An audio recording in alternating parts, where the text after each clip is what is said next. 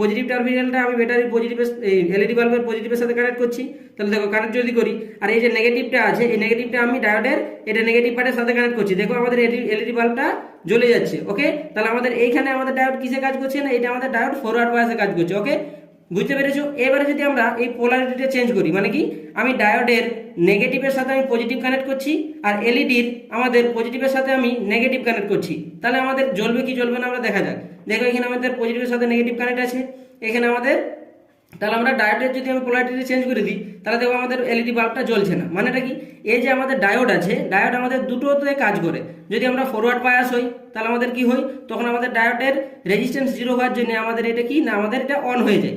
কিন্তু যখন আমরা এটাকে এর রিভার্স বায়াস করে দিচ্ছি, মানে এর নেগেটিভের সাথে আমি পজিটিভ কানেক্ট করছি, তখন আমাদের কি এটা আমাদের হয়ে যাচ্ছে এর রেজিস্ট্যান্স ইনফিনিটি হয়ে যাচ্ছে, মানে কি এটা আমাদের অফ হয়ে যায়। তার জন্য কি এখান থেকে কোনো কারেন্ট ফ্লো না হওয়ার জন্য আমাদের এলইডি বাল্বটা